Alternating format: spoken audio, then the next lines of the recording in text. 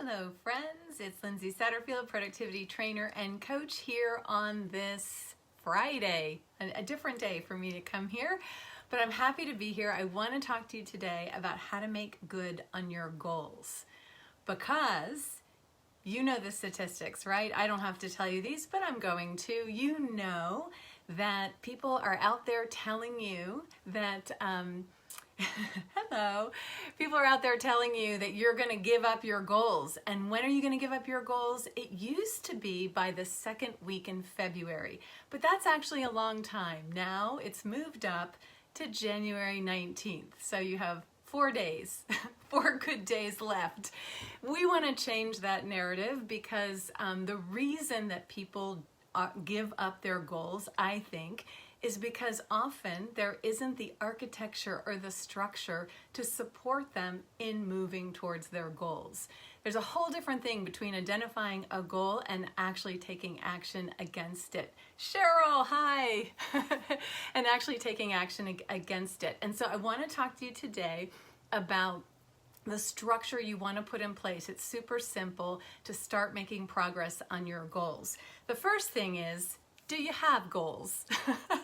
I find that I don't have goals on January 1st typically. In fact, I've just identified my goals. So if you're in that boat, that's fine. I like taking the first couple weeks of January, kind of see how it feels, which is interesting this year, and I start to create my goals. I give myself the time to create them. And if you want any help with that process of creating goals, I will put a link to a free goal starter kit for you if you're interested. It's a 5-step process in setting your goals. Here's the tricky thing about setting goals. Goal setting is sort of a little dopamine hit. So we finally identify our goal and we're so excited that we get that hit of dopamine and we trick the brain into thinking it's accomplished. Check, done. So that is the tender time right after you identify a goal that you're into and up to. You want to make sure you have the structure in place to start pursuing it. And that's what I want to talk to you now about. So what I suggest is that you first set a structure of 90 days. So look at that goal that you are into and identify a goal to move yourself a couple paces towards that bigger goal for the year. So identify a 90-day goal. So what do you want to be true related to this goal on March 31st? So you create that sub goal. I also want to just back up and mention, one other thing I wanted to mention to you about goal setting is we get awfully perfectionistic about our goals. We really want, like, this is our chance, our one and only chance to set the direction for the year. And all that pressure can create some paralysis. So my suggestion to you is just grab a goal. Grab any goal. If it's of some sort of interest to you, start pursuing it because it's easier to shift, mold, and change your goals as you're moving than it is in a state of paralysis and perfectionism. So I just wanted to mention that to you.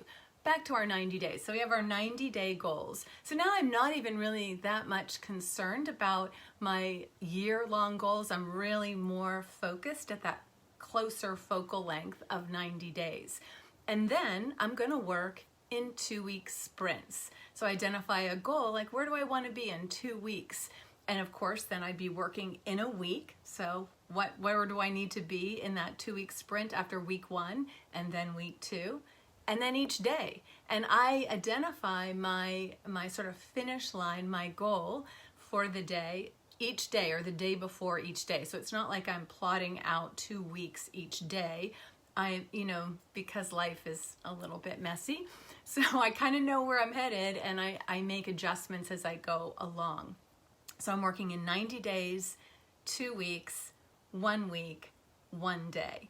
And that's how you start moving forward. Now, when I look at those 2-week sprints and that 1 week in between and that daily action, I'm also considering everything else in life, because your life, I don't suggest that every single thing that you do, every single thing you do is a goal. So you have goals, things you want to pursue, change, adjust, upgrade, whatever.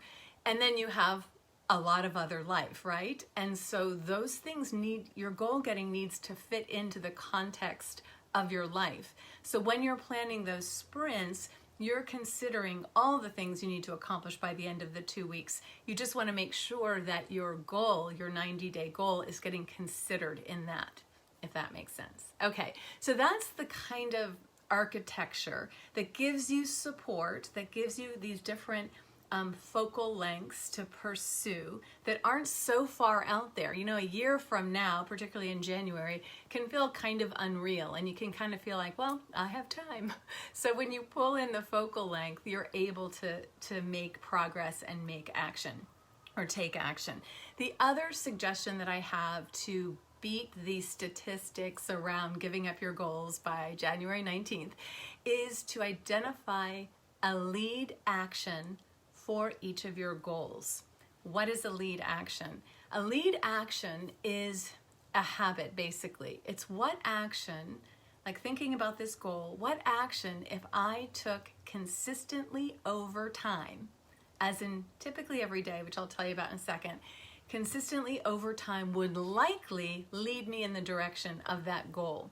So you're writing a book, you have your 90-day goal related to your book, and then your lead action may be writing a number of words each day, or sitting down and writing a certain period of time each day.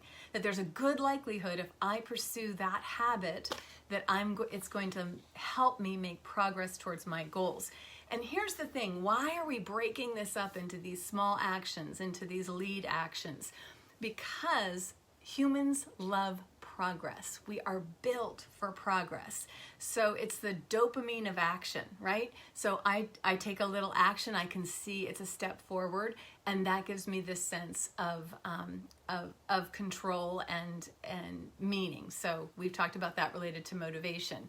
So that sense of progress is going to up-level the motivational neurochemistry, right? The dopamine and serotonin, and that helps you take more action. It's this virtuous cycle, this productive neurochemical cycle that supports you in goal getting.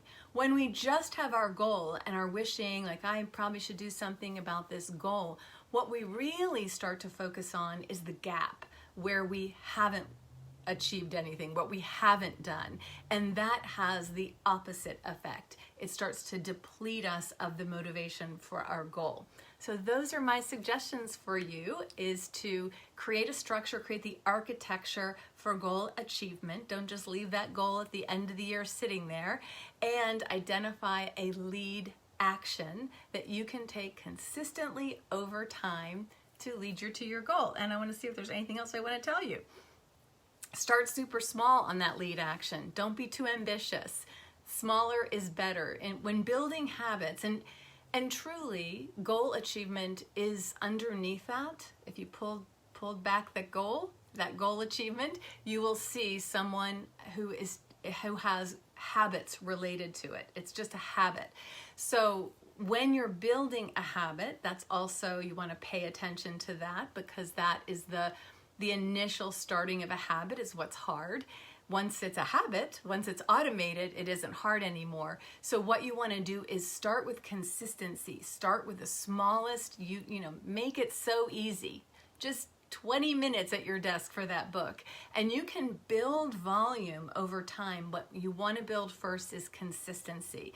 So you first want to do it every day, and you'll get that little dopamine hit. And then soon, that part of the brain that automates is going to start to notice you. It's going to start to notice that consistent action, and it's going to help you. It's going to start to automate that. So that's what I wanted to tell you today. If you would like the Goal Starter Kit, I will put a link in the comments below once I'm done here. And I'm also going to put a link for some sheets you can use to work your sprints, sort of to just kind of sketch out, what do I want to get done by the end of the week, and what do I want to get done each day. Not your whole to-do list, just the architecture of goal achievement, really where do I want to get to by the end of this week and by the end of the sprint. And if you would like to join us, this is the first week of Power Start. This is a 90-day program designed to help you make significant progress on your goals for the year. It's weekly video content, so you don't have to show up for something. You get a weekly content that will support you in this goal-getting process and get you feeling good by the end of 90 days that you've made a lot of headway on your goals. So that's what's happening. I hope you have a great weekend, and we will see you next week. And happy birthday to my niece. It's her birthday today. Happy birthday, Leslie. See you later.